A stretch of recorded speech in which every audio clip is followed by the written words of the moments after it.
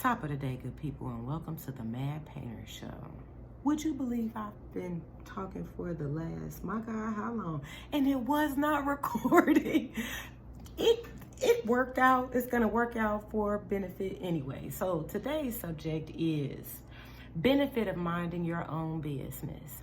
And what I paid attention to when we are paying attention to other people's business, if that business of theirs in which we are paying attention to is not profiting our business, like if we're not learning anything, we can't benefit from the business in which we are engaging in and choosing to share with others, is it really beneficial in investing in someone else's business if we're not both benefiting in this exchange? This is just a question I'm asking. Because if we're paying attention to someone else's business, paying, we have to sincerely ask, is this investment benefiting us? So the benefit of minding our own business will have a bigger payoff than minding someone else's business, because we're paying more attention to the development of our best self and the development of what it is and which our purpose is here, which has something to do with servicing others, whether it's on an, what do you call that, introvert scale or an extrovert scale. Okay, so in discovering how to better pay attention to our own business and in the process and working on our best self, because this is what's gonna really pay off. I apologize because I've talked about so much in that first video that didn't record. When we close our eyes, we are shutting out to the outer world and looking within. And what I discovered in this love walk and in this maturity, because in discovering your best self, you are discovering your best self through love. This best self is not I need to look good, I got to be the flyest, everything on paper needs to be legit, which I get, that's part of being your best self, but inner and outer definitely have to match. We have the people that are inner, beautiful, that won't balance out, because inner beauty is gonna radiate without, and some of us we gotta get a little more polished or whatever, but that inner beauty is gonna radiate much stronger than outer surface beauty, because it's what is the word that I'm looking for? What is the word? Everything that shines isn't gold, isn't always good. I know there are some people out there that knows exactly what everything that sparkles isn't gold, everything that blings it. So just because it looks good on the outside doesn't mean it has some type of value for us, for the rest of the world.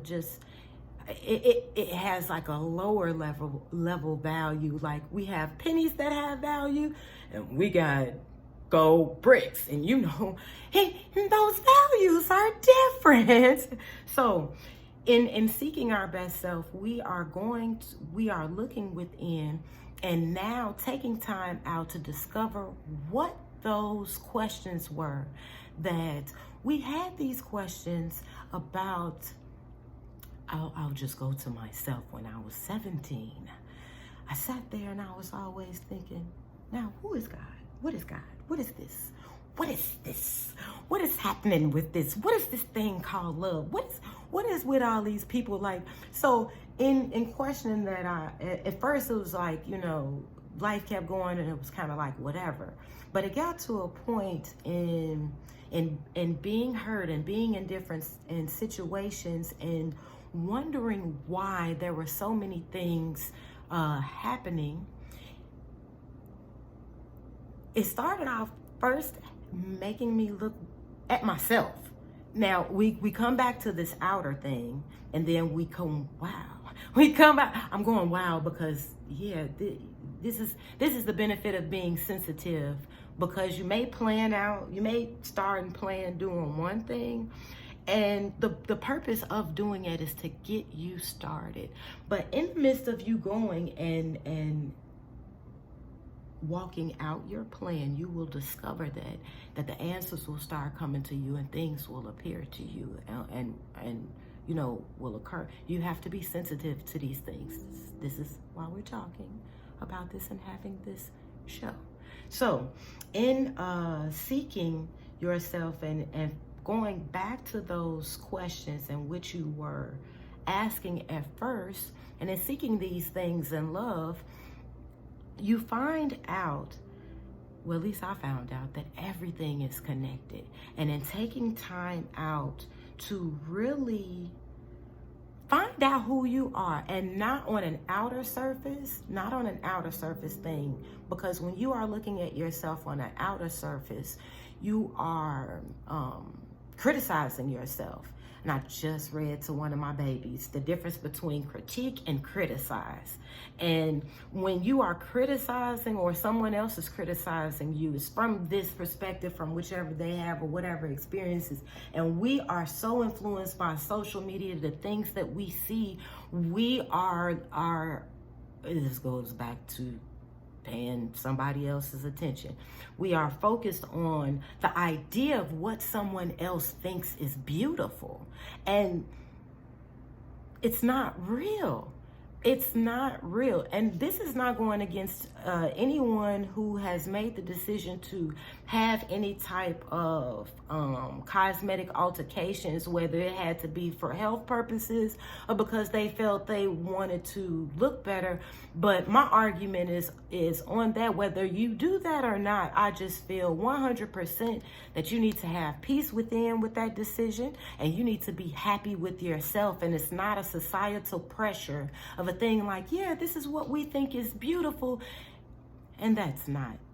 That it's a surface thing. And that even goes to material things, as far as, I need to buy this to look beautiful, I need to look like, no, you don't. You do not. I mean, there are many ways that you can pull that illusion off without breaking your pockets. But in seeking out these questions within, and taking time out to close your eyes and go back to those questions that you used to ask, and actually find out what those were. Because once you take time out to ask those questions and find those things, and I encourage you to find these things out through love. And love has its own language. There's a book by a man named Gary Chapman, and he has it's called The Love Language, or the 5 Love Languages, I believe.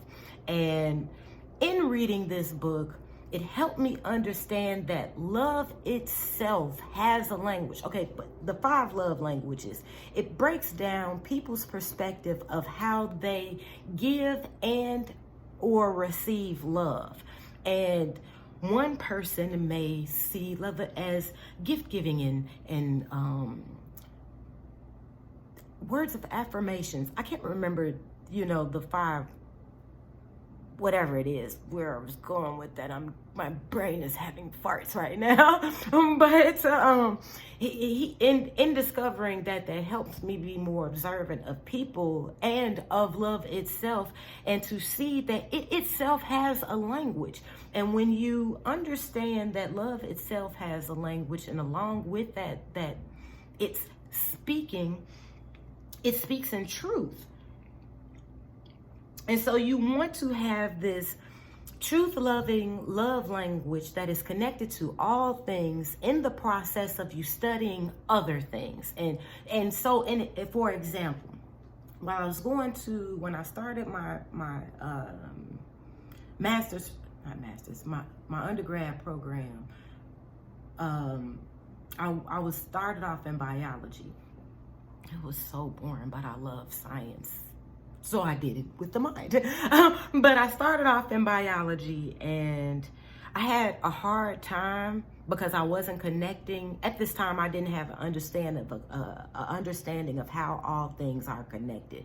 But at this time, I started off reading the Bible, and I was at Genesis, and it was dope how simultaneously, where I was reading Genesis, they were breaking down the genes and the atoms and this, that, and the other, and it was amazing how the language, it was connected, and it helped me to bring clarity in my learning. Now, I'm not gonna lie, I still failed that class.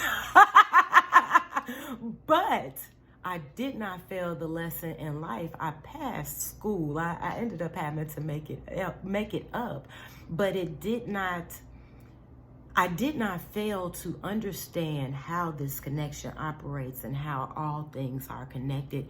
And I'm learning more about this and learning more about how our language is connected, how our thinking is connected, how we're connected to people. And so all of this developed in discovering more about love, more about love and truth, and the other things that I was interested in, which was art, psychology, relationships, the body, sex, so many different things. And in discovering the creation, the creator, and all of these, they're taking time out to seek these things out and being open to receive the answer for these things. Honey, it's benefiting me, you, other people. And this is the purpose of this. This is why we're doing these things. It is, if I want you to consider this, if you're looking at life, yes, like I just want just enough for me and my kids. I want you to see how small that is. That is such small, because if you have just enough, are you really trying to share? We are in a place of a earth, in a world. Everything is sharing with us, and we are sharing with it. Bad, good.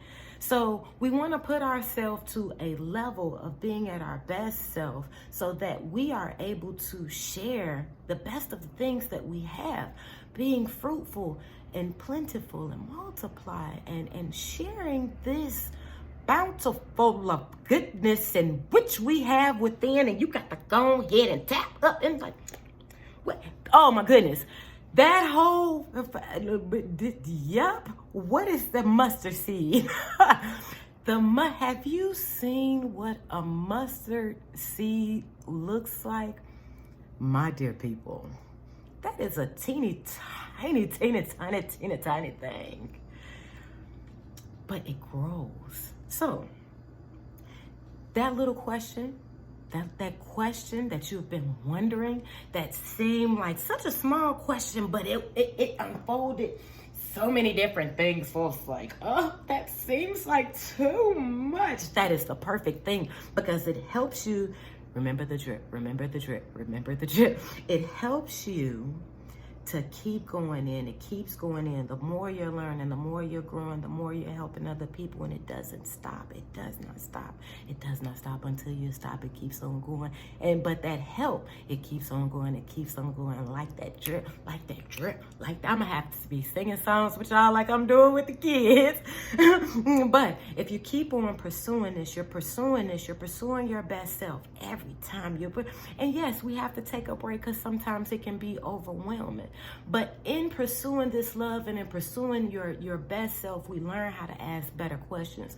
We learn how to stop saying, I am tired, because we are not tired. We are learning how to tap into that unlimited potential every single day. And you got this. So in seeking these things out, you are not only learning how to be more, do more, and have more, but you are feeling into that tick.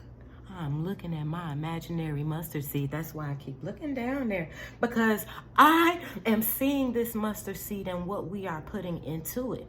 And as we look at nature, we can have plants that we are tending to. You can pay attention to that, and we can pay attention to things that are growing without our tending and seeing how it is growing.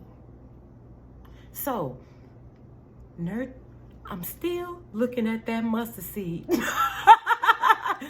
So nurture that, nurture that, because that question that you have been seeking, that you kind of left off way back there, you are going to tap into that and help that mustard seed grow. And nature is going to play its role. God, baby. God is going to play its role, her role into developing